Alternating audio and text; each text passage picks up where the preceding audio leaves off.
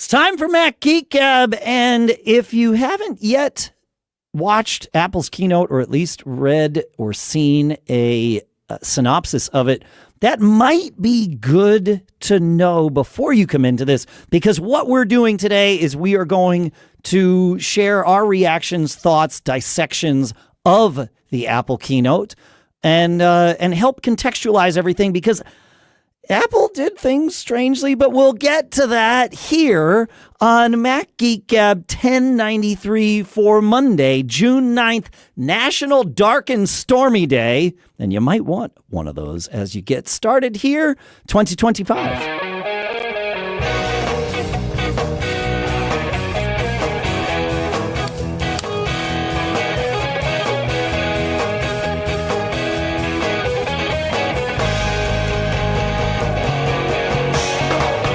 Greetings, folks, and welcome to Mac Geek Gab, the show where normally we share your quick tips, we answer your questions, we share your cool stuff found. Today, as I said, we will be dissecting Apple's WWDC25 keynote that happened, at least for us, earlier today.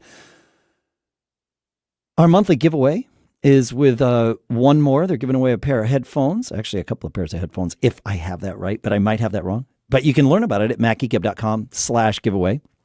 Our sponsors for today are calderalab.com/MGG, which is where you can go and use MGG at checkout for 20% off your first order. You can go to storyworth.com/MacGeekGab. I know that's a little different. We put all the links in the show notes just for you at macgeekgab.com.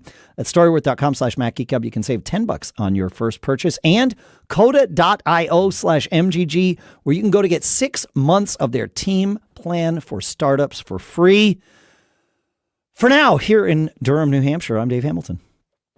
And here in South Dakota, I'm Adam Christianson.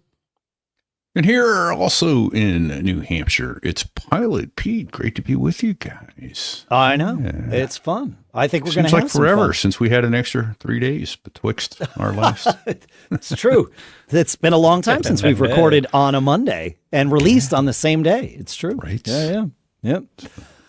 I would like to start by talking about Apple's new interface briefly. That they call liquid glass, because it is part and parcel of pretty much every part of every operating system that Apple announced, and mainly because liquid glass has a ton of more rounded. It is built for devices with rounded corners.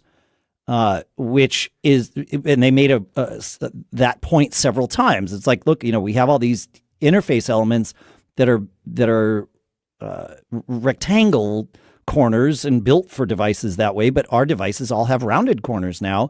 And so liquid glass, among all the other things that it has, is built for devices with rounded corners. And as I sat there watching it, I thought, man, there is no better tribute to an Apple fellow who passed away last week, Bill Atkinson. He was responsible for creating the Round-Rect, and I'll link to an article, I think on Andy Hertzfeld's site, but he, at Steve Jobs' insistence, he built a way for the user interface on the original Mac to very efficiently draw rounded corners on rectangles. And the article talks about how he did it with just subtraction, so there didn't need to be lots of extra calculations happening.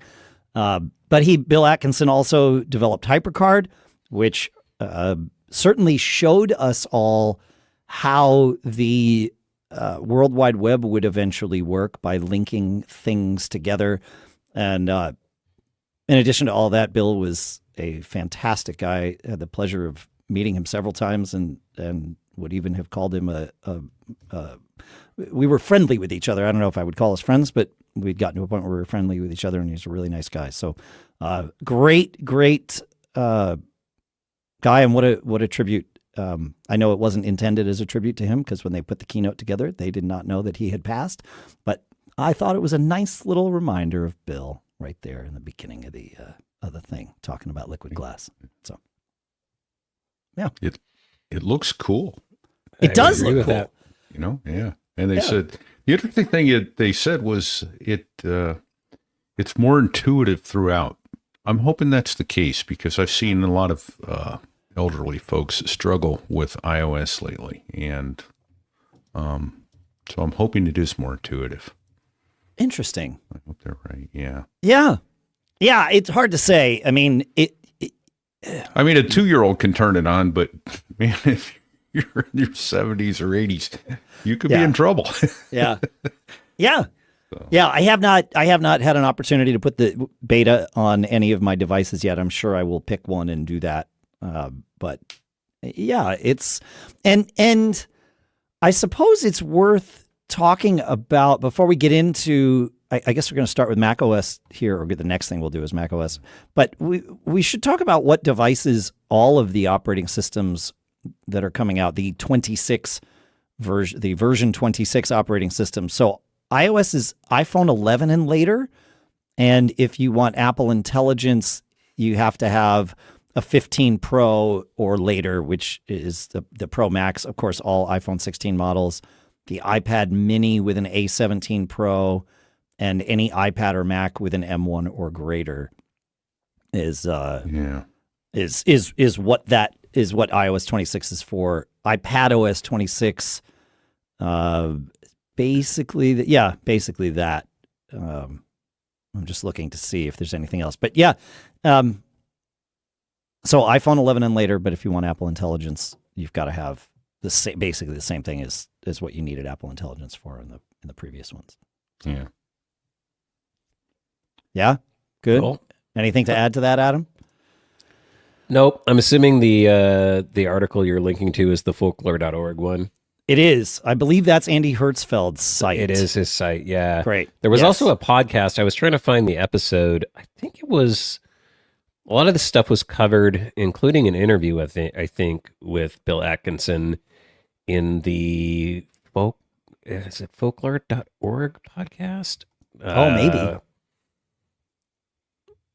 Mac Folklore Radio, rather. Okay.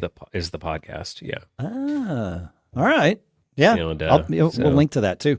Yeah. I thought they had done an episode that was, because they did do a few episodes where they just basically read things from folklore.org, and I was trying to find the rounded rectangle one, but I can't find it right now. But okay.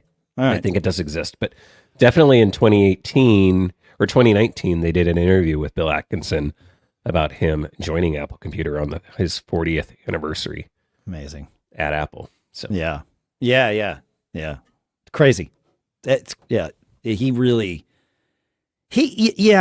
He's an interesting guy. We could probably do a whole episode.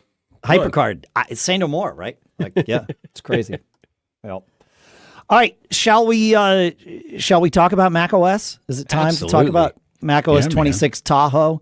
With that name, does it mean that macOS 26, because it's macOS Tahoe, it's only half Californian? Ooh, there you go. That's correct. Right. The state line runs straight through that lake. Sure does. Well, and they only half cut out the Intel machines. This is the last version that will run on Intel Macs, and not all of them. Right. Yeah. Your mileage may vary. Yeah. Basically, Mac Observer actually did a great article on that. But it's basically 2020 or newer, except the 16-inch MacBook Pro is 2019 or newer, and the Mac Pro is 2019 or newer. Right. Otherwise, it's 2020 or newer on everything else. So, did you slide under that wire? Did you limbo under that wire? You made the cut. You made the cut. All right, man. That's good. I have a 2016 16-inch or 2019 16-inch MacBook Pro, baby. Okay, there you go. Well, that's it then. Yeah, great. Don't have to buy an M series this year. Made it under the wire. That's great. But they couldn't call it macOS 26. Come on, man. I'm still going to not know. It is called macOS 26. It is called macOS 26. Oh, okay. Absolutely. They still called it Tahoe. Okay. All right. I missed that part. Has a name. All right. Why they They didn't, because they didn't want to fire the marketing team. Jesus. I did. What else are they going to do? I did love how Federighi said something along the lines of, and the crack marketing team was sure they had earned their annual paycheck, which was, which I loved. I thought that was great. Yeah. They did. Yeah. If they stopped that, Pete, they'd have to fire a whole marketing team. A whole marketing team. That's right. Yeah. They'd be all out of a job. Yeah. Well, They have one job every year. Yeah. Yeah. And his hairstylist They get earned that his one paycheck. The one paycheck. Yeah, exactly. Yeah. All right. The thing I want to talk about in macOS 26, there's several things, but Colored folders with emoji. Woohoo! Well, Spotlight gets a huge upgrade here. The fact that they put this in like the third quarter of the sleep section of the keynote, where everybody was like needing to get distracted and check their messages and do all the other things, it boggles my mind, because they added a clipboard history to Spotlight. Hello? We've wanted this for so long, it's ridiculous. But there it is. It's just right there.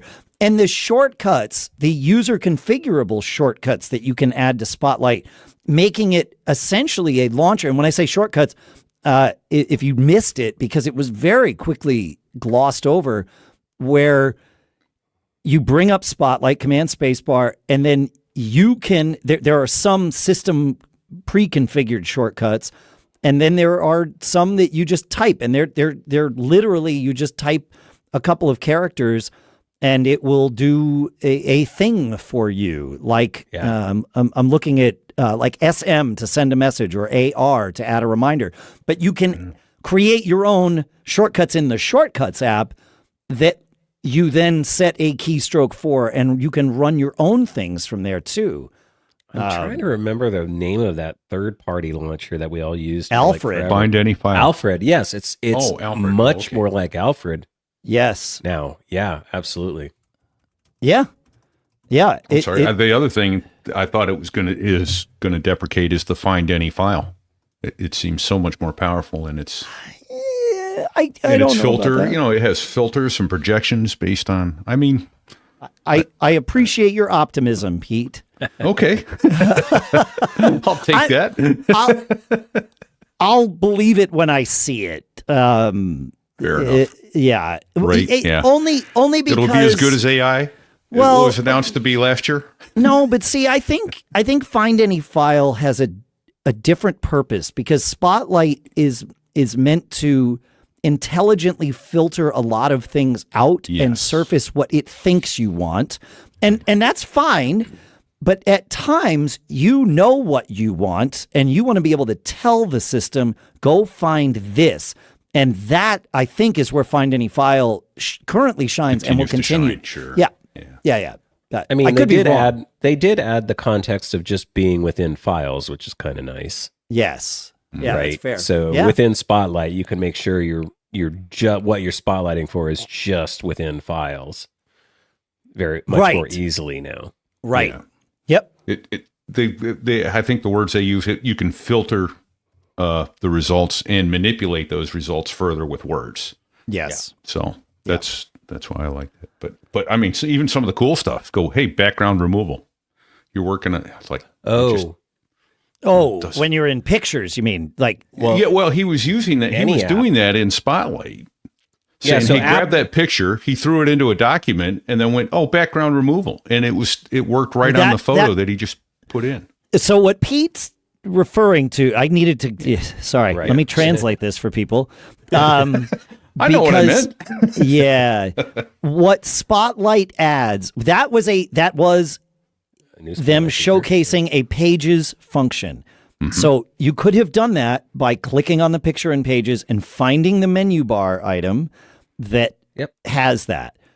What Spotlight now, in addition to the things we've mentioned, what Spotlight also does is it lets you instead of using the help menu to find a menu bar item, Spotlight will find that menu bar item. So Spotlight was not doing the picture removal. Oh, fair Spotlight enough. was just finding your menu bar item, but it is nice to have it all in one spot. Yeah, and apparently, I mean, that's going to be for, I think, definitely all of Apple's apps. I'm assuming there's something they surface for developers to allow them to tap into that as well. So the point is, it's a context. So when you're in the app, if you activate Spotlight, it will result menu items, basically menu options or features within the app. So you don't have to go digging through the menu system. So if you don't remember where a particular thing is, or you don't remember the command for it, you could use Spotlight, and contextually with it, whatever app you're in, it's going to factor that into the Spotlight results, basically, is what it comes to. And probably I would assume surface it higher in the results. Because it's in that app. Yeah, Exactly. I'm in Pages right now, so I'm going to show you Pages commands before I show you, say, Safari search results, right? Right. Yeah. Another thing that I really like, we mentioned shortcuts, is that shortcuts now gets triggers for, time of day. When you add one example they shared was when you add a file to a folder, you can have it trigger a shortcut. So folder actions comes back now. You don't, maybe Hazel got Sherlocked in a sense, right? Yeah. Also, within the intelligence stuff, if I'm remembering right, you have now the ability to do can't remember what Apple calls the on-device stuff of Apple AI, but then there's also the private cloud compute. Yes. But more importantly, you can also select ChatGPT In a shortcut to Yeah. use. Yeah. Yes. Yep. Yep. I know. There's a lot, and this is why I was surprised that they buried macOS where they did. Now, I realize they have a lot more people using iOS than they do macOS, and that's likely why. The whole liquid glass thing, to me, I feel like it's going to take some getting used to, especially in macOS. The idea of a translucent menu bar, like there is no menu bar, there are just menus that float atop the screen. I don't know how I feel about that. I was going to say I will have an open mind about it. I'm forced to have an open mind about it if I want to run the operating system. Although it does open up an opportunity for either a developer to create the thing that adds whatever you want behind the menu bar, or create a background picture and put your own thing at the top of the screen, a bar across, and there you go. There's your menu bar. You get it back. But it's go ahead, Adam. Now I'm just remembering, didn't Windows try something like this? Yes. With Windows Glass? How did that go for them? Yeah. Not as well. Not as well as you would think. Was that Vista? Yeah. I think it was Vista, right? Yeah. I think, yeah. Yeah, I mean, they've done some interesting things. It was the most interesting thing to me, and I'm assuming this wasn't done just for the Worldwide Developer Conference demo, but when they were presenting that part of it, right, they were in presumably what was supposed to be Apple's UI UX, lab or area inside Apple Park. And did you notice they had literal physical representations of like everything that is in the UI? They like literally had, I don't know if they were pieces of lucite or plastic or actual glass, and then they had OS representations, and they actually had physical objects that they could move around.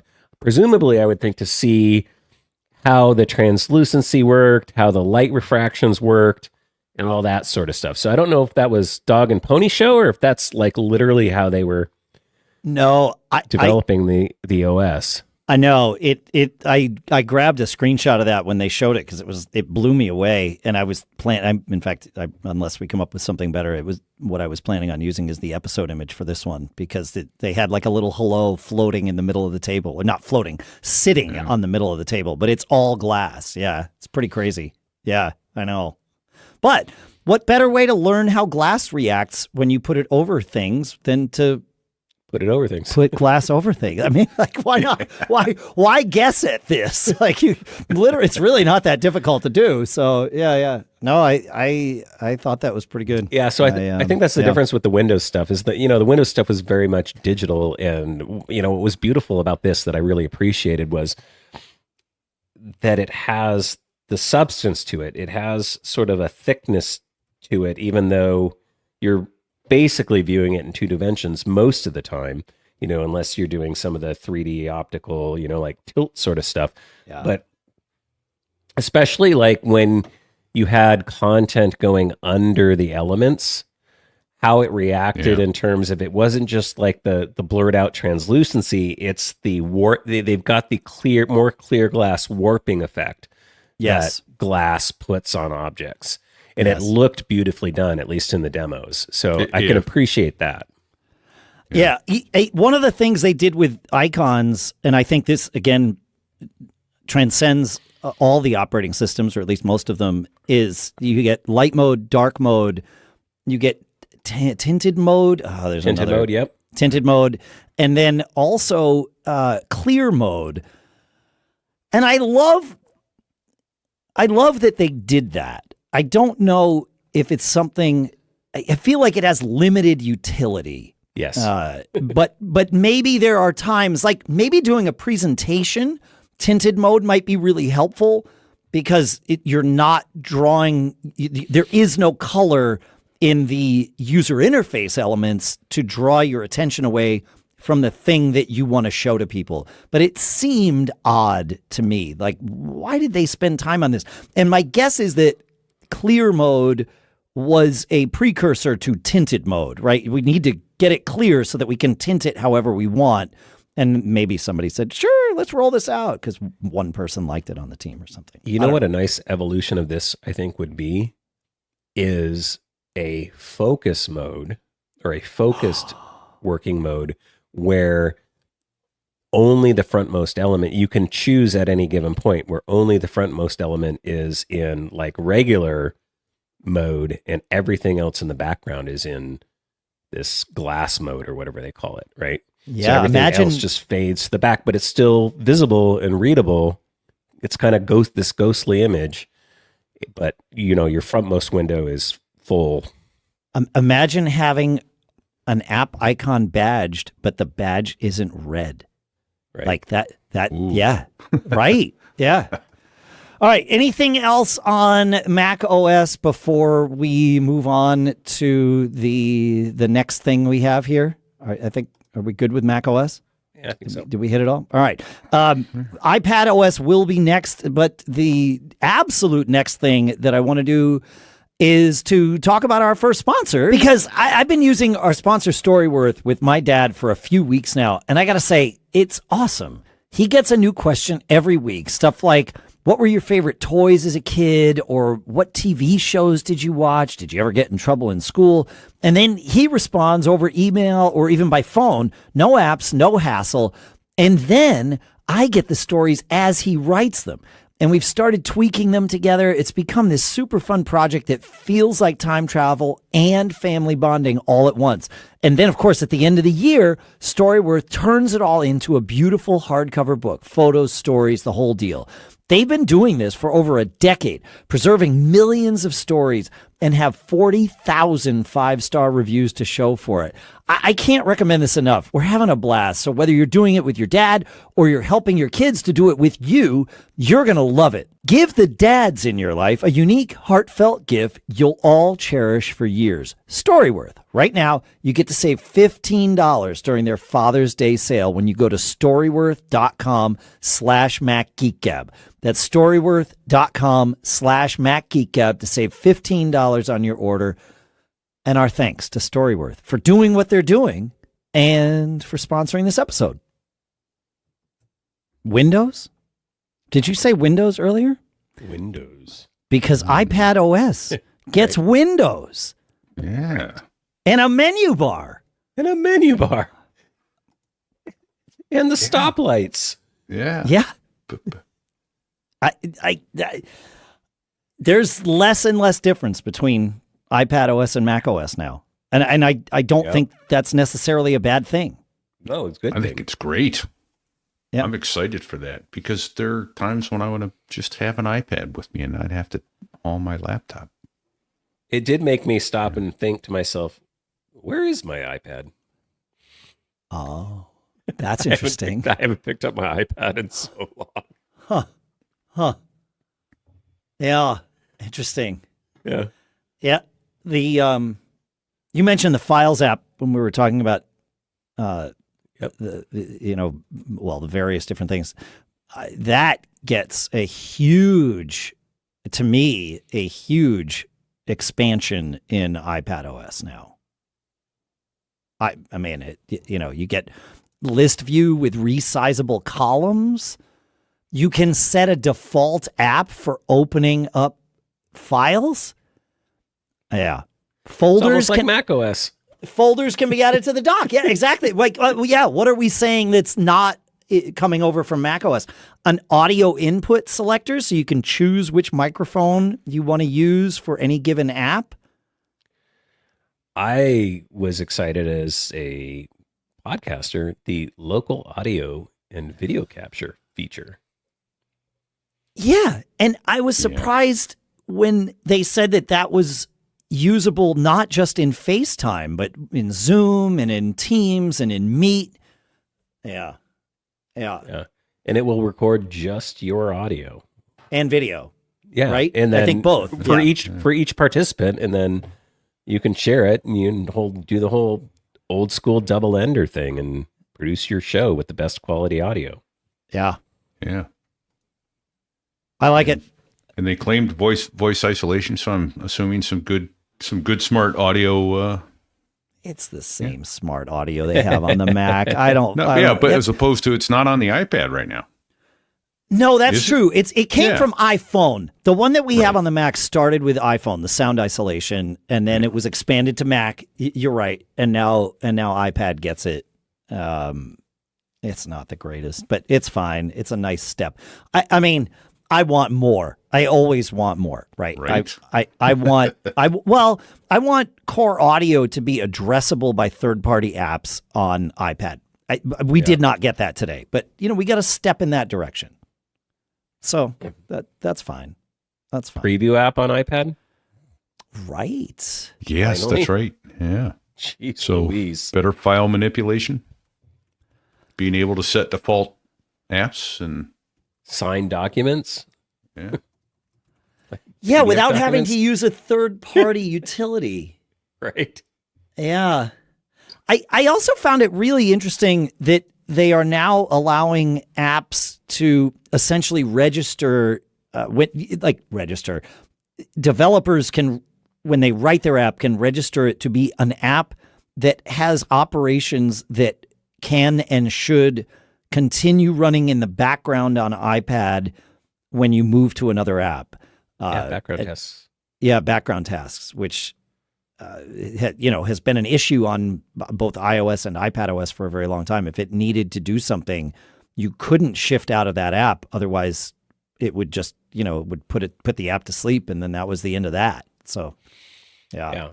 I mean, I think they're realizing more and more people are using these for content production. So if you need to do a large encoding or something like that, right, you can kick that off in the background, go do other stuff, answer emails, browse the web, do the other things you want to do. What's nice is they're also leveraging, what do they call it? What's the active? So you can see, up in the menu bar that it's actively processing and get like dynamic island kind of stuff. What do they call that feature? I can't remember. Where you can get instant updates from apps on like what they're doing. I can't remember. I think it's live updates, right? Live updates. Yeah, exactly. So the same thing you would get for sports scores, or you're waiting for your Uber, or your plane, updates for your flight and all that stuff. I think it's leveraging the same stuff to display where the background task is processing at. So very cool stuff. I agree. Live translation is something that I think will be one of those sleeper features for a lot of people, not realizing how valuable that's going to be. And it's doing this live translation that they've added, it's everywhere. It's not It's not just in Messages, but it's in Messages. It's not just in the phone app, but it is in the phone app. And it works with people who aren't on an iPhone by using the voice to translate what you've said into whatever their language is. And then, of course, vice versa. I like using that not just with another person sharing the same physical space as you, but using it, to text with people or to talk with people. That's one of those things that makes the world smaller. And I love it. Yeah. I mean, I have a friend whose grandparents are German and they don't speak English, and he doesn't speak German. And I mean, what a wonderful thing that'll be. Don't have to have mom or dad there to translate. Exactly. Yeah, you can have a conversation without a translator. I mean, yeah, that's really interesting. Yeah, I think you're right. I think that'll be a sleeper app in how it really makes the world even smaller. Yeah, that's going to be something else. Yeah. I'm eager. Yeah, go ahead, Adam. What I'm wondering is will you be able to select? Because I did the whole personal voice thing, which is part of accessibility, but it's not part of like Siri. Like I've often wished that I could use my personal voice for Siri. I wonder if you will be able to use your personal voice for this. Because, when it translates across, it uses the voice technology. I'm assuming it's leveraging the accessibility voice technology to like answer the other person, right, in their language. So it'd be really cool if it would let you use your personal voice versus just, the standard Apple voices. Yeah. I wonder what that would be like. I mean, it's sampling, presumably, when you sampled your voice, Adam, it was in English. It was. Right. And so how would it do making you with that voice speak Spanish? Right. Or German or Korean. I wonder what that would be like. Yeah. My thought would be it should have tone, inflection, pace, all those sorts of data, and then you layer AI on top of that. It should be able to do a relatively good, I would think, adaptation from one language to another. I know right now there are AI technologies that are using, and it sounds to me like it's trying to at least mimic the voice, but a few shows and podcasts I've seen have used a voice technology for like foreign video to overlay a translation of someone speaking, in a foreign language, and now they're speaking in English. And the AI even goes in and I think manipulates the lip movements with the video to try to match that sort of stuff. And it does a pretty good job. Yeah. Yeah. Yeah, I wonder, can that be done on device? Like, is Apple's stuff good enough to do that on device? I don't know. Yep. Be cool if it was. It would. Yeah. Yeah. Interesting. We're going to need to talk about Apple Intelligence and the things that they said and didn't say about that, aren't we? Absolutely. What didn't they say? They said some interesting things. We also have, of course, iOS 26, some very cool things in Xcode 26 to talk about that I think are good for us to know about, even if we're not the ones writing the software. So yeah, we have all of that and more. The next thing that I want to do is I want to talk about our next sponsor. Because, all right, look, I was having trouble sleeping last week, just a couple of rough nights in a row. And that is exactly when a package from our sponsor, Caldera Lab, arrived. And their eye serum, game changer. One drop, boom. It looked like I'd slept 8 hours on a memory foam cloud inside a sensory deprivation tank surrounded by singing whales. Although I don't recommend putting memory foam inside of a sensory deprivation tank. It doesn't work. But the puffiness, gone. Dark circles? What dark circles? And that's just one of the products. Their full lineup is designed for guys like us who want results without needing a 10-step routine. The base layer is a nutrient-rich moisturizer that hydrates without the greasy glow. And The Good, another product, it's not just a name, It's packed with 27 botanicals and 3.4 million antioxidant units per drop. I love that their stuff is non-comedogenic, cruelty-free, plastic neutral too. Basically science-backed skincare that works and feels good to use. Don't get caught looking like last Tuesday's leftovers. Upgrade your routine. And whether you're upgrading or starting fresh, Caldera Lab makes skincare simple and effective. Don't settle for drugstore junk or steal your partner's products. Elevate your routine with skincare made for you. Head to calderalab.com/MGG and use code MGG at checkout for 20% off your first order. Again, calderalab.com/MGG, code MGG at checkout for 20% off your first order. And our thanks to Caldera Lab for sponsoring this episode. All right, Adam, dealer's choice. Are we talking about iOS 26 next or Apple Intelligence next? I think we should dive into Apple Intelligence because it's going to go across everything else we talk about. I agree. All right, go. Yeah. This is the Apple you had one job. The number one thing I wanted to hear about and see about was massive improvements to Apple Intelligence. I don't think we got that. We got a bunch of interesting little things. So that was a little bit disappointing to me. I wanted to see leaps and bounds made because I think that's what they need at this point. They just feel so far behind everybody else, and I get a lot of the reasons for it.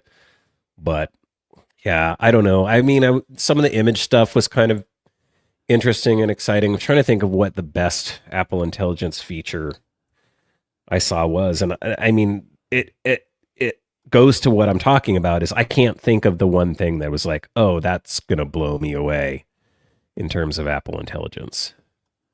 I don't think there was one, Adam. Well, actually, that's not true. I might have one, but certainly when they started the keynote and got into the Apple Intelligence section fairly early, Craig Federighi said, this work needed more time to reach our high quality bar, which to me was, we're going to be punting on this today because last year we bit off more than clearly we were able to chew. Last year we kicked one into the stands instead of through the goalposts. Yeah, exactly. Here's the other half of that equation. Throughout the keynote, what I kept seeing was more and more and more Chat GPT integration, which says to me, this is our Band-Aid because we can't get our crap together. And I'm sorry to say it that way, but like, we can't make this work, so we're just gonna Band-Aid the hell out of it until we can. Yep. I don't disagree with you. I think that was exactly what they're doing, but I also think it's exactly what I think it's the best thing they could be doing, because Apple, you know, they set up the criteria, right? We need it to be, you know, fast, on device, all encompassing, like all the things. And they have yet to be able to deliver on this. I mean, it's like Air Power all over again, right? They described this amazing product that we all wondered, how can that exist? And it turns out, I don't know that they had all the criteria laid out. What we assumed last year was that they had a vision on what the end result of this would look like. And I haven't seen that. I don't have a vision on what the end result of that would look like. And that's because I'm probably not smart enough to come up with it. In fact, let's take probably out of that. If I was smart enough to come up with it, I would have. I'm not. But I'm not convinced anyone at Apple has been able to come up with that either. So it's really hard to steer the ship towards something when you don't know what something is. You're just kind of steering aimlessly. And I say this as someone who's been running businesses for a long time. If I know where we're going, even if that's not where we actually get, but if I have an idea in my head, like that's where we're going, it's way easier to kind of backtrack and say, okay, how do we get there? Yeah, we might take some detours and what do we call them in business? Pivots along the way, right? But at least we had our eyes on the prize. I don't think there's any prize to put their eyes on. So punting, if you will, and going to ChatGPT with Apple Intelligence, why not? Like it doesn't happen on device. It doesn't maintain privacy in the level and way that Apple would, but at least it gets you the things that you as a user would want. I don't know. Go ahead, Pete. So, some of it's incrementally coming in though too, and it's like watching your kids grow up. I mean, Lucas is over 6 feet tall, right? Yep. But he's kind of always been that way. No, wait a minute. He was a little guy, but you lived with him every day, and so it was. And they're incrementally getting this stuff in there. So I think there's some more in there. Are they? Yeah. For example, they said, in message or you get a reminder that says, "Hey, happy birthday to Grandpa." FaceTime him. That's not Apple Intelligence. That's like run a search on my No, I could be wrong. My impression was when they ran this in the keynote, it was like, hey, you get your reminder pops up, says, "Hey, say happy birthday to Grandpa." All you have to do is say FaceTime him, and it knows that's who and who Grandpa is, and goes to FaceTime. Is that AI? Is that Apple Intelligence? No, but it's a little bit, and that they're sliding those in incrementally, I think. Well, here's some of it's getting there, and I'm not trying to be a fanboy and give them too much credit, because clearly they are way, way behind the competition on this, and that needs to get fixed, and they've got the resources to fix it. So I'm hoping they'll get after it. But I also think there's been a lot of improvements that they've just kind of come along, and we're like, oh, okay, yeah, it works that way. So Dave, here's a goal. Go ahead, I have a goal. Great. How about Image Playground that can generate images at least as good as ChatGPT 1.0 or whatever their image thing was called? I can't remember what it's called. Dolly. You talking about at Dolly? Least as good as Dolly 1.0 or Dolly Beta. I mean, there's a goal for you. It's terrible.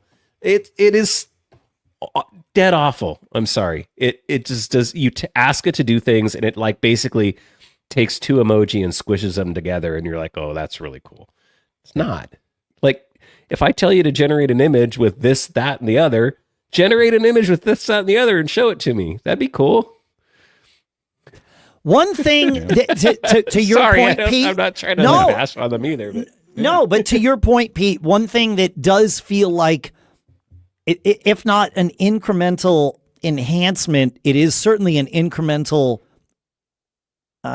feature that allows you to access this stuff in a different way, is the visual intelligence that's been added to the screenshot functionality on iOS, where you do the normal thing that you would to take a screenshot, and then you can take highlight a lamp is what he did on the those visual elements there are then you're able to identify them and use them in different ways, and developers can, using what Apple calls app intents, which is something that's existed for a little while and is the path that allows Apple Intelligence and apps, one of the paths that allows Apple Intelligence and apps to apps to expose themselves to Apple Intelligence. And you can set up app intents so that, the example they showed was that, you found a lamp and you wanted to search for it and Etsy showed up. Well, that's not just magically happening. That's because Etsy has been developed to allow you to do an image search inside Etsy from that screen. But to the user, it feels all very seamless. And so there's a little bit of Apple Intelligence. There is, a portion of Apple Intelligence being used there. and linking it with apps that have exposed themselves to it in that way. So, like, to me, that is a great use of Apple Intelligence. And really, Xcode with Swift Assist, what they've done in Xcode is they've got this thing called Swift Assist, which allows you to use generative AI to write code. And though they didn't ever say the term vibe coding, they, at one point deep into the State of the Union, one of the people describing it said, as they were sort of referencing back to it, they're like, yeah, and you could just, get your Swift Assist vibe on. And it was like, okay, that's there it is, right? That's the dog whistle to all the vibe coders out there. They're not going to say it, but they're going to acknowledge that that's exactly what this is. And it's not using Apple Intelligence, or it's not using on-device stuff. It is linking out by default to ChatGPT and or Claude. You can link it to others. It's got Anthropic in there. I don't know if it has Perplexity, but Anthropic would be the one with Claude to use. And Xcode exposes the parts of your code with your permission to whatever generative AI model you've chosen, ChatGPT by default. And it's very cool the way that it's able to create code and show you what it's created. It almost redlines your files for you, so you see what it's adding, and you can go steps deep and interacting with it and say, okay, now add this, now do that. Here's a picture of what I want this screen element to look like a hand-drawn picture that you took with your iPhone, and it will code up the user interface to make your data look like that. Like, that part's really cool. They are not the first company to do this, but it's great that it's in Xcode now. And then you can roll back. You can say, okay, you know what? Where we are here is not where I wanted to be. I want to go back 8 steps and take a different path. And you can rewind 8 steps and to where you wanted to be. Okay, this is where we are. Great. That for coding is freaking huge. Now, again, yeah, I can't imagine how hard that is because I'm not a coder, but I know just enough about it to go, oh man, that. Oh, I've done some coding this way, and Adam, you and I earlier this week were talking about doing some coding that way, and not in Xcode because we didn't have that yet, but it's fantastic to be able to say, wait a minute, let me describe this. You come up with the code. And then as the programmer, you get to look at that code and say, okay, let me make some changes to this. Let me modify it. And it sees what changes you've made and it catches up with you. So that part, again, I'm calling it Apple Intelligence, but really it's kind of like, Copilot or any of the others that exist out there, because it's Swift Assist. It's co-coding, which is something developers have been doing for a while now, especially with, like remote work and stuff like that. Like, I work remotely, and a common thing we would do is when you're on a project and you get stuck, you jump on a Zoom call and you screen share and you talk to another developer and you're like, I'm trying to work through this thing and I'm hitting this problem here. How would you solve this? And now you do that with an AI. It's like, hey, I'm stuck on this part. I'm not really sure where to go. How do I do A, B, and C? I'm trying to get here. You give it your destination, and it's like, okay, well, here you go. Here's some recommendations, or here's an idea. Code snippet. Yeah. And then you go, oh yeah, that'll work. And then that might actually trigger another idea. You're like, well, what if that's good, but what if we did it this way? Oh yeah, here's another way to do it. And you get the creative. It helps you work through blocks, and same way like AI would help, I think, writers in a lot of cases. You get writer's block, or you get stuck on something, and you're like, hey, I have this idea and concept. I'm not really sure how to get started. Give me some ideas, or give me some prompts, or give me a recommendation. It's like that sort of thing. So hugely helpful. But again, it's like Apple has hired.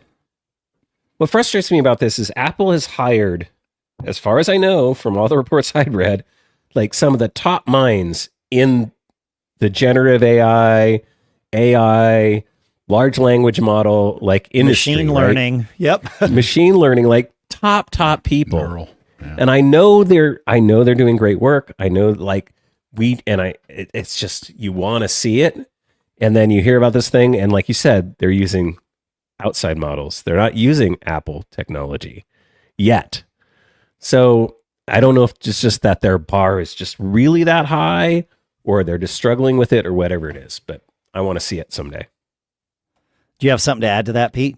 Well, actually got a question, because I was not at a point where I could take notes during State of the Union when I heard this, and I think you could be able to answer it, Dave. Is they said something about github.com/SwiftLang. They're partnering with them for a bunch of repositories for Swift. Yes, they have been for a long time. I think. I mean, because Swift has been a public. I mean, they open sourced all of this stuff early on. So yes, that's all still out there. It sounded like they have new repositories or something that are going to be now available. Probably. Maybe I missed that. So yeah, no, you're probably right. Yeah. I'm not seeing anything. You know, I see the Swift be live yet. Yeah, I mean, I see some stuff. I went to that, and I'm seeing the same thing you are. Yeah.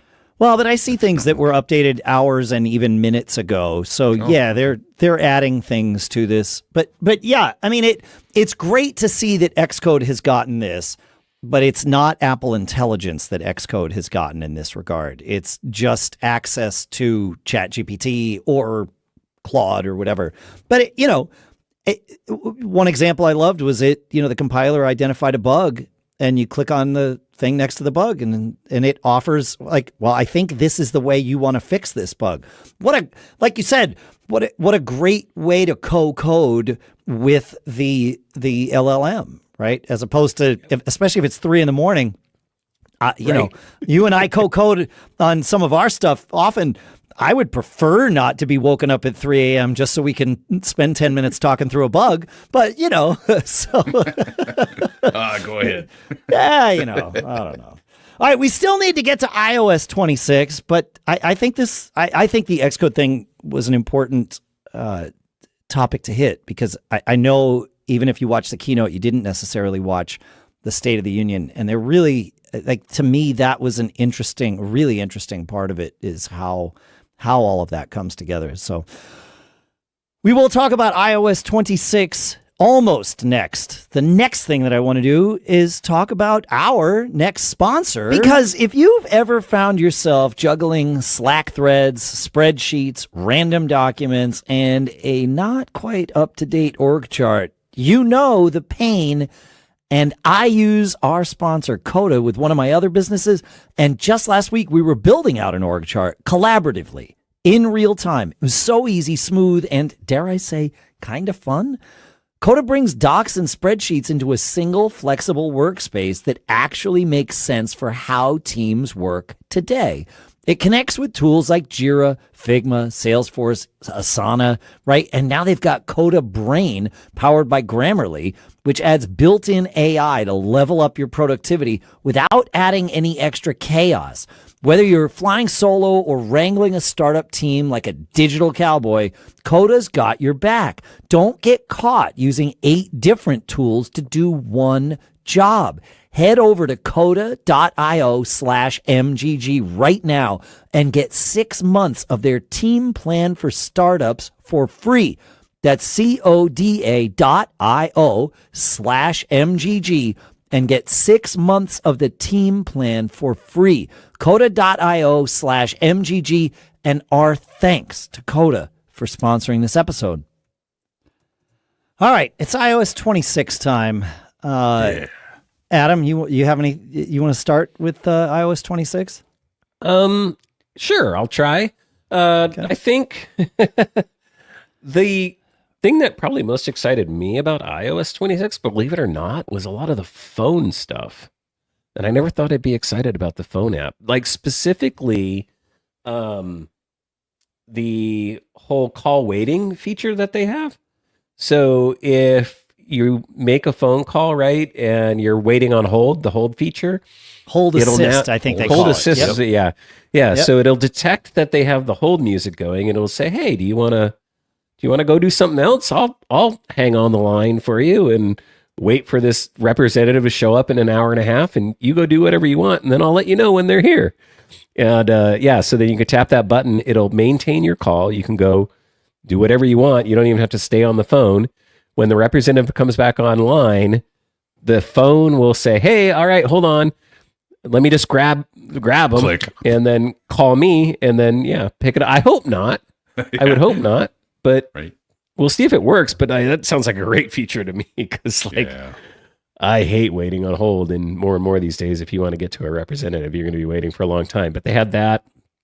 There's something else, kind of more spam kind of protection stuff. Like, I like the new UI where it surfaces recent phone calls and your favorites versus just bringing up the dial pad right away.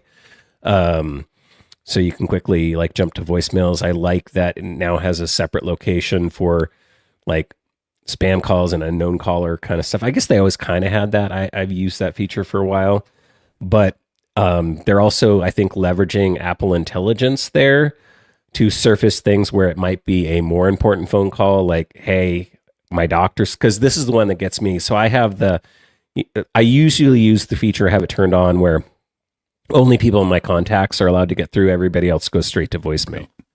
But now it seems like if it's a call where it's my doctor's office and they're trying to confirm an appointment or something like that, it will surface that up to that main screen so that I don't necessarily miss it. It's not buried as much anymore. And it seems like they're leveraging Apple Intelligence and summaries for that sort of thing too. So a lot of nice little enhancements to the phone app. Just interesting to see it getting some love this late in the game. It looks a lot like the Messages app now. Like it's getting that kind of thing. And speaking of the Messages app, that too gets some enhancements. The group text enhancements were the ones that really jumped out at me, where in fact, I just got a text in our old TMO group confirming that RCS groups now get typing indicators, which is interesting. And you get that in iMessage groups too, but it's in both RCS groups and iMessage groups, which is handy to know. Like, I just said something. Is somebody else about to reply, or can I move on? Like, is this becoming a real-time conversation, or are we going to stay mostly asynchronous and I'll come back to this in an hour or whatever? I like that stuff. And I'm curious to see how polls work in the Messages app. It could be a great thing. It could be a mess. And my guess is, depending on the participants in the chat, it will be one of those two things. So I'm very much looking forward to polls. I'm trying to get 6 people together on a date specific near the end of July. So which dates work for you?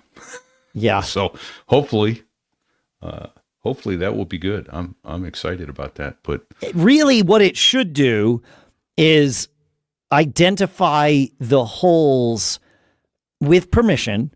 Identify the mute. If there's 6 people in the group chat, it should look at the calendars of all of them and identify the holes. Like, we need to get together for an hour at some point in the next 2 weeks. Go. And now it just instantly finds everyone's mutual availability and says, here are the 4 times that you could do this. Everybody vote on the one that you want. 3:00 tomorrow morning. 3:00 tomorrow morning. That's right. I'm assuming this feature is only in a group chat with all iOS people, right? I mean, knowing that RCS gets typing indicators, but it would have to be iMessage only for the polls, right? Unless they're going to, the only other way I think they could handle that is non-iOS people get a web interface to respond to the poll, like a link in a web interface.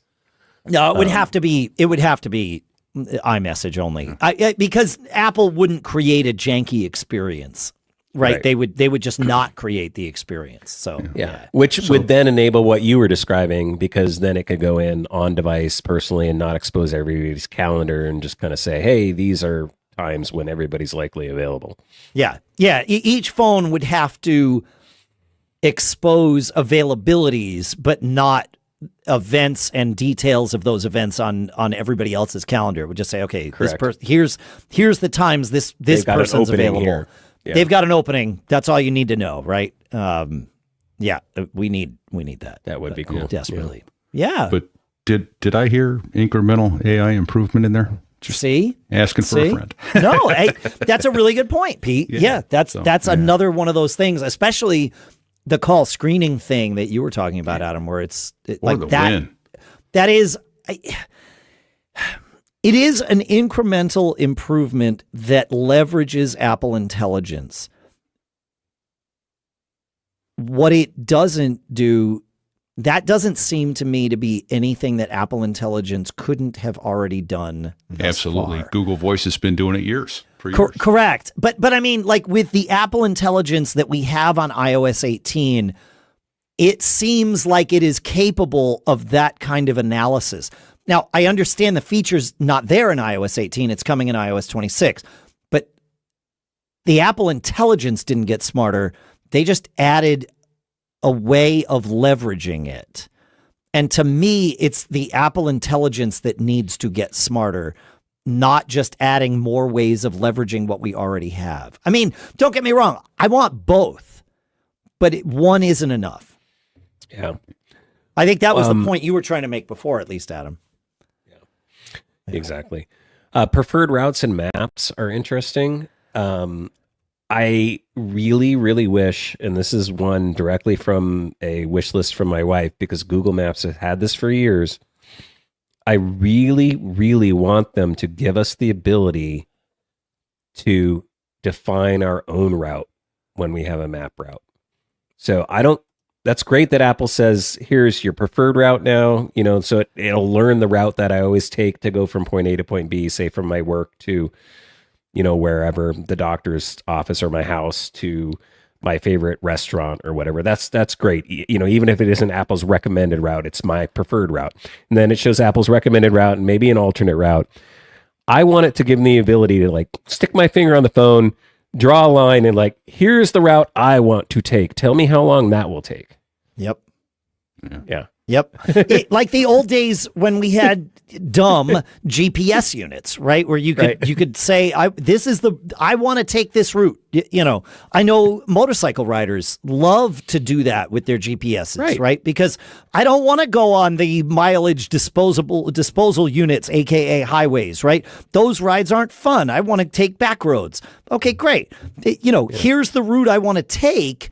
Now tell me how long you think that's going to take. Yeah. And you can do give that. Me the directions for that. You can do that with Google Maps-ish. Apple Maps, no. Yeah. And I got one other request on Maps, which is, how about when I say I want to go home, it actually takes me to my home, not the house I lived at 11 months ago. It still tries to take me to my old house. And it's not in my contact as... Okay. But that one is particularly frustrating. That's really interesting. I wonder, feedback at macgeekgab.com. Let us know if you're seeing that too. I mean, I haven't moved in 20 years, so I can't test this. Adam, did you notice that when you moved out of California a number of years ago? No, sort of once I reset my home location in my contacts. The one place that I might think that might be related to is, again, in the location data. It may just be the number of times with that location versus another, and maybe it's a matter of purging out the location data that it uses for the intelligence. Well, and you moved many thousands of miles away from your prior home, Adam, when you moved. Right. Pete, you moved 8 whole miles. I was going to say less than 10. Yeah, exactly. So, yeah. Huh. So, I'll have to ask. that was I'll have a to little ask frustrating. Lucas how long it took, because he moved about 2 hours away. So 100 miles or so. Yeah. I'll have to see it. If home for him is still here, because he comes here a lot. It would have reason to argue that no, I think this is your home. So. And I'm not sure when the system started identifying home and work and those sorts of things. It wasn't all that long ago. That's relatively new to iOS, is my recollection. Have you said, "Hey, S lady, my home is I don't X"? think, but yeah, I should mean, try that. Yeah. Try it. Like, it's not going to harm anything. I know it caused me a thorn in my backside when it was. What was it? Where you can't make changes if you're not at home or work. Oh, yeah. And I had to turn that off. I forget what that's called, but I turned it off because it was driving me nuts. All right. So, we're cooking along here. Is there anything else in iOS 26 that we want to talk about before we move on to all the rest of the stuff? I've got one I really love. Well, and first of all, they said CarPlay is used 600 million times a day. I don't use it that much, but I do it. It was neat to see a lot of the CarPlay improvements that are coming, including with next year's models. I was disappointed not to see it coming to Honda. You don't have a Bentley? But no, Pete? Right? Yeah. So, but it is going to Acura, and my son's like, "Oh, it'll come to Honda if it goes to Acura." And I go, "No, Honda is not on there, son." But no, the one thing I am really excited to see is the spatial photos on the iPhone itself. That is really cool. You're no longer limited to visionOS to enjoy your spatial photos. Huh? I didn't catch that. Interesting. Okay. So it does that whole depth effect thing. So when you tilt the phone, it gives you kind of that looking into the device sort of feel. Got it. Yeah. Very cool. Very, very cool. I don't know if this is new or not, but I think audio recordings and video conference calls. So I think this goes across like FaceTime, Zoom, all that sort of stuff. I mean, Zoom, you can already record the call with Zoom, and I think it also might work with the phone app, hopefully, but I don't know for sure. Yeah. So I thought that was interesting. And then on Pete's thing on photos, just the updated UI UX for photos, I think people are going to be more happy with. It looks like you now automatically go into the kind of all photos gallery mode, and then if you want all that other view that Apple added, it's under a new tab now, so you're not like sucked into the new like multi-collection album, interface that everybody hated. Yeah, they finally brought tabs back to Photos. If I say finally, they skipped one operating system, but now you have a Photos tab and a Collections tab, which I like. And similarly, Camera is simplified and streamlined with photo and video, and then you can go deeper if you choose to. So that's welcome. I agree. Yeah, keep it straightforward and give us the access that we want. I also like, and this starts to get into Apple services, but they support all the states that will allow them to do the digital driver's license and wallet on the phone. And now if you have a US passport, you will be able to set up digital ID in your phone based on your passport, and that can be used, they said, at some TSA checkpoints, which I find interesting. So, long-time listeners of MGG. By the way, this is the final episode before we hit the 20th anniversary of Mac Geek Gab, which is interesting. But if you've listened for many, if not all of those 20 years, you'll remember a story where I left my license at home and had to get on an airplane. And boy, wouldn't it have been nice if I could have used something in my phone and just not even had to talk about the fact that I forgot my license. So, there you go. Right. Yeah. Yeah. I think it's good. I think that kind of thing is good. And Wallet adds what seems to be yet another sort of incremental addition for Apple Intelligence.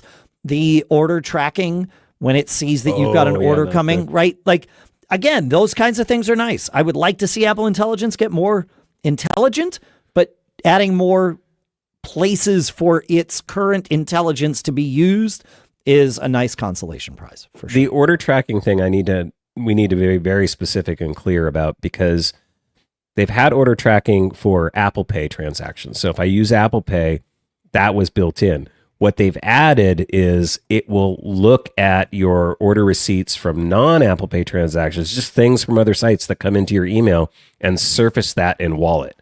So that's the huge thing there. It's like it doesn't have to be a transaction where you did Apple Pay. It's going to actually be able to cull your emails, your texts, wherever you get notifications for tracking information or order shipments, status updates, and surface that into your wallet, which is really cool.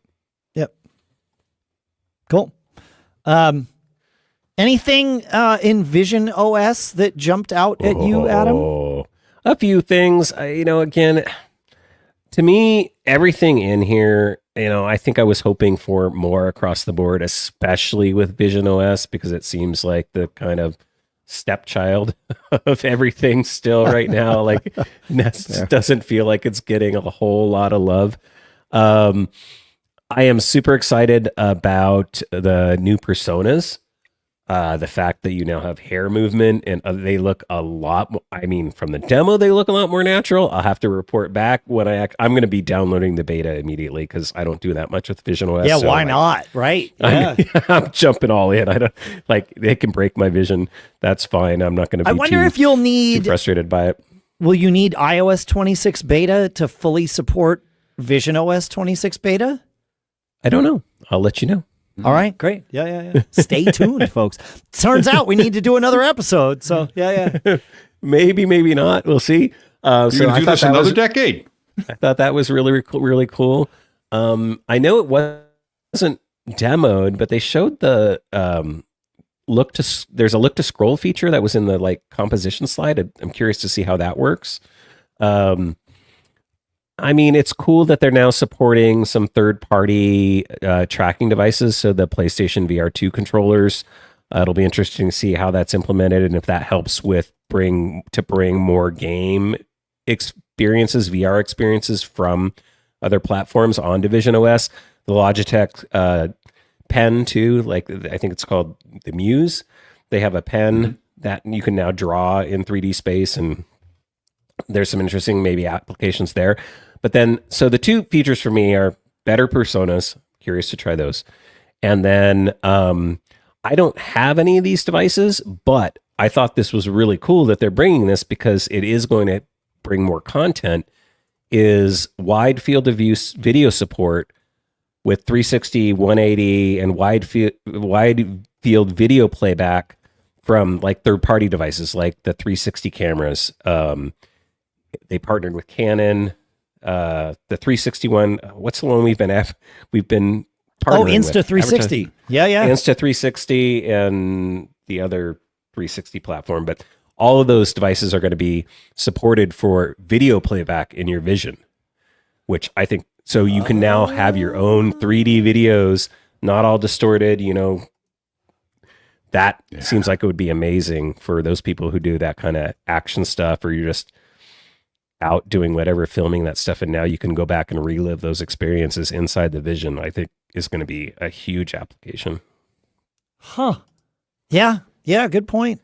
And then the enterprise stuff. Sorry, the enterprise stuff was the other thing that you can now save kind of your, I guess it's both enterprise and maybe for your own personal things, but you can now save all of your Vision profile information.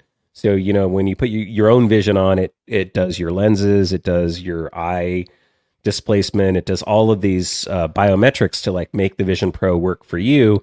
And you normally have to go through a setup process when you put the Vision Pro on, and then it's kind of locked to you. You can now save those profiles to your iPhone. So if I go to somebody else's Vision Pro, that can be picked up in guest mode, and it can be automatically tailored to me without having to do that setup all over again. I like that. I also, they said something interesting when talking about visionOS 26 and the new Safari. They call it spatial browsing, and whoever was speaking made a comment. This marks the beginning of the spatial web. Yeah, I'm curious to see. We've heard this a lot before in a variety of different ways. These kinds of bold predictions. We'll see. We'll see. I did that they showed how two people could own could sit next to each other on the couch wearing Vision Pros and watch a movie together. And my first thought was, for like $7,500, man, I could buy a killer TV to put on my wall and actually be able to look at the person next to me. But I don't know, Why would you want to do that? TV and a sound system thing.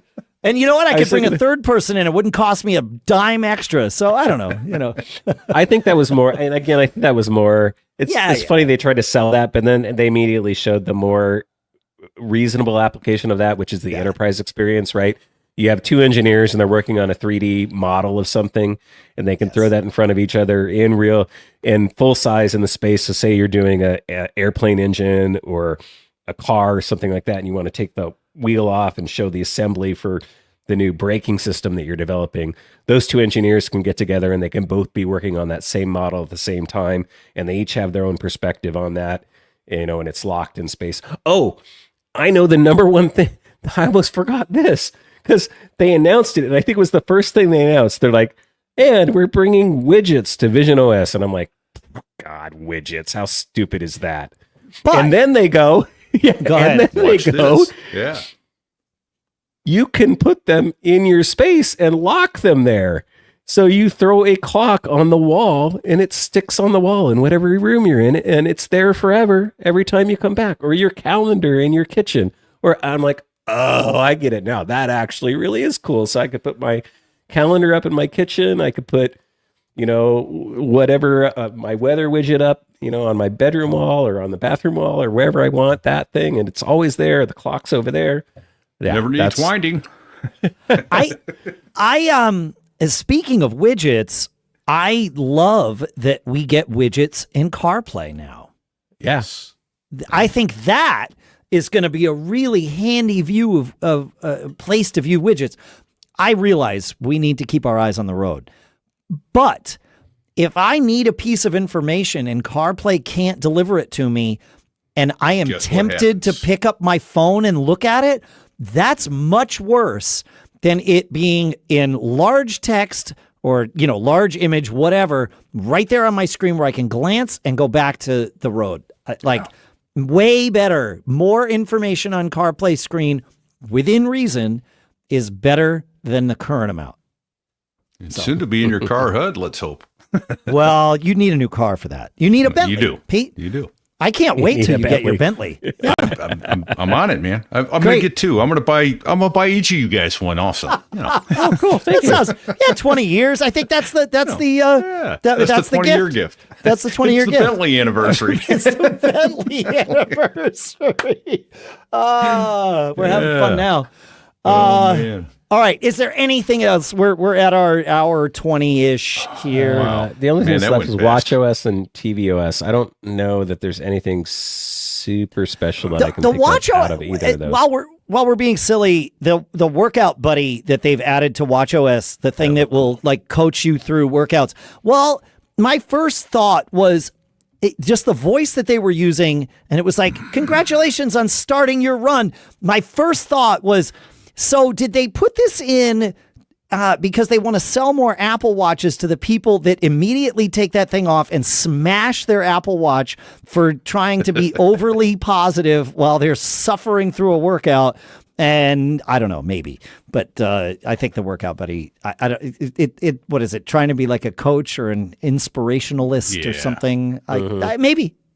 That wasn't so cool to me, but what was, and I think you may already be able to do this, and I haven't played with it enough to see if you can, but they were talking about being able to pace yourself and race against yourself on your most recent route or routing, and that's always nice to go, oh man, I'm not hanging nearly as well as I was yesterday, or I like the wrist flick to defer a notification or to silence a call. It's just that flick forward and boom.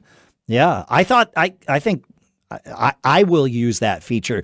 And what's nice is it does not dismiss the notification. It defers it. So it remains in your notification center when you just flick up like, nope, I don't want to see that now, but I don't want it to go away. Like when you launch an app and the notification goes away, like that sucks sometimes because you don't know why you launched the app. But So Although I thought the do wish that flick was good. to some degree already with my AirPods, being able to nod no on the AirPods, that is so nice. Yeah. It's a lot like that. Yeah, fair. Yep. Apparently, they buried the lead on tvOS because really the only thing they showed in the keynote was, I think, kind of a new UI for the TV app,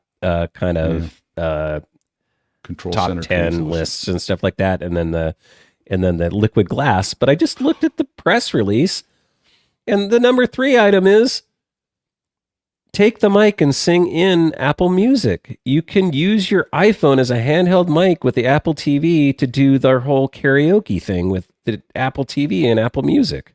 Yes. And it'll I get heard them amplified say through your that stereo system. briefly. Yeah. Yeah. That's cool. That's pretty cool. I mean, that's fun. That'd be fun. Yeah. Yep. It must be using Wi-Fi because Bluetooth would have low fidelity and high latency, whereas Wi-Fi would be high fidelity, low latency. So yeah. That sounds like fun. Yeah, Maybe why we not? can have a little karaoke party here. That sounds See you at great. Mac Macstock. Oh yeah. Oh Get the oh whole man. room rocking. Well, that's the thing. You got, your background vocalist can just sit around the room and at your karaoke party. If you can do more than one iPhone mic at a time. That's the question. Yeah. All right. Folks, what was your favorite thing? Feedback at macgeekgab.com. Let us know. You heard him. Feedback at macgeekgab.com. Yeah, that's what he said. Feedback at macgeekgab.com. Let know your favorite thing at WWDC. Absolutely. If your brain doesn't hurt enough from the processing all the information from the WWDC keynote, also today on June 9th, the episode of Geek Gab that came out is one for us nerds. I had the pleasure of bringing my friend Robert Scoville back on the show. He is currently mixing front of house at Sphere for Kenny Chesney's run.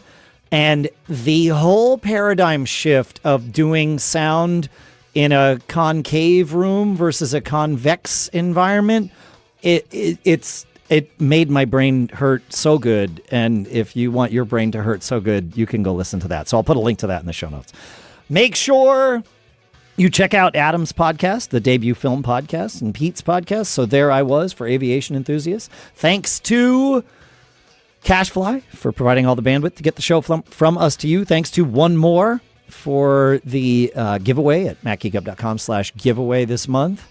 Am I missing anything, guys, or is it? Are we good here? I think we're good. I think we're good. Thanks for hanging out with us, everybody. Fun thing to do on a Monday night. It's almost like Mac Geek Gab After Dark, because I think it's almost dark here. It's got to be dark here by now. Oh, it's very dark. Okay. We kept it not after dark, though, because the language was fine. The language was fine. I didn't have to flip the switch.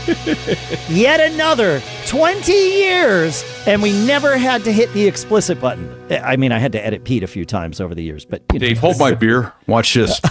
All right, everybody.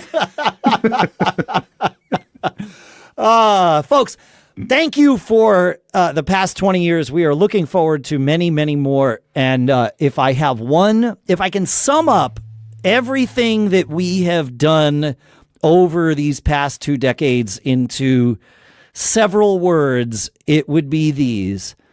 Do us a favor and don't get caught. Made on a Mac.